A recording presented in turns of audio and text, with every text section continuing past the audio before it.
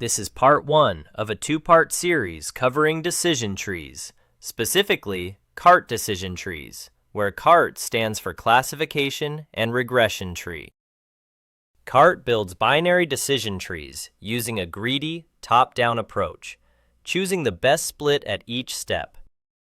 For classification problems, it typically measures node purity using Gini impurity, while for regression, it relies on the mean squared error, essentially capturing variance.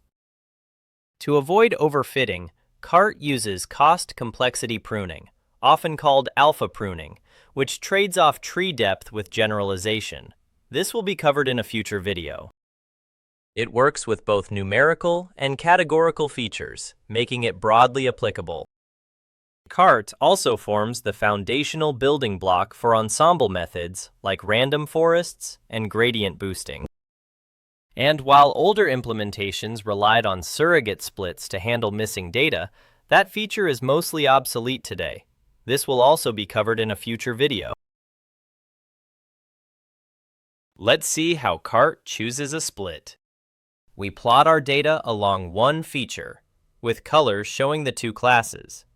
The impurity of the full dataset tells us how mixed the classes are. CART checks every possible threshold between points for each feature. Each gray line represents a candidate split, and its height shows how much it would reduce impurity. The algorithm simply picks the one with the biggest drop, highlighted here. This gives us our first decision rule. Everything to the left becomes one region, everything to the right another. The left side is already pure, so it becomes a leaf. The right side is still mixed, so we repeat the same process. Test all splits, find the best one, and divide it again. That gives us two final leaves with clean class distributions. This is the basic CART procedure. Evaluate all splits. Choose the one that improves purity the most, and keep splitting until the nodes are pure or because of some stopping criterion like max depth, minimum samples per split, minimum samples per leaf, etc. Each split considers just one feature and produces exactly two branches, making the tree strictly binary. When datasets get large, CART can't evaluate every possible split exactly. A common workaround is to bin the feature values. First, we divide the range into fixed-width histogram bins. CART is then only allowed to split at these bin boundaries, which makes the search much faster. But the bins don't necessarily match the data distribution. A better approach is to use quantile sketches. Here, the bins are built so that each one contains roughly the same number of points. The boundaries adapt to the data, giving CART far more meaningful split candidates while keeping the computation efficient. Let's look at how decision trees use impurity measures like Gini and entropy. In these impurity formulas, P refers to the class distribution inside a node, the fraction of samples belonging to each class. When several classes are present in similar amounts, the distribution is spread out and impurity is high. When one class dominates the node, its probability is close to 1 and the others close to 0, and impurity becomes low. Gini and entropy convert this class distribution into a single number that tells us how pure or mixed the node is.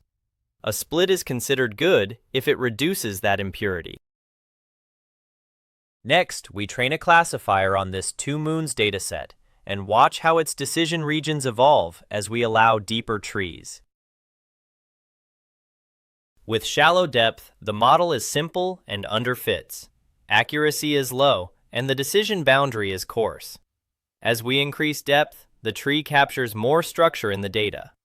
Training accuracy climbs quickly, and test accuracy improves as well. Past a certain point, the tree becomes too complex. Training accuracy reaches 100%, but test accuracy levels off or even drops. Classic overfitting. This progression illustrates the main trade-off with decision trees. Deeper models fit more patterns, but too much depth leads to memorization rather than generalization. Here we compare Gini impurity and Shannon entropy for a binary classification problem. Both measures peak when the classes are evenly mixed and drop to 0 when all examples belong to one class. The curves are very similar. Entropy is just slightly steeper near the extremes, while Gini is smoother and cheaper to compute. The curve of the Gini impurity has been multiplied by 2 to match its peak with the entropy curve. For higher dimensional problems, the differences become slightly more practical. Gini is faster and tends to favor splits that quickly isolate the majority class. Entropy is a bit slower but more balanced, making it more sensitive to mixed or minority classes. Both work well, and in practice, the choice rarely changes model performance by more than 1%, and Gini is preferred due to its speed. For regression trees, impurity is measured using cost functions. Common choices include mean squared error, mean absolute error, and, for count data, Poisson deviance. A good split is one that lowers these errors by making each region easier to predict with a constant value. Now let's see how a regression tree behaves on a noisy sine wave. For regression, a tree still works the same way as with classification. Deeper trees create more detailed, piecewise constant predictions. The training error keeps dropping as the tree grows, while the test error only improves up to a point before overfitting begins.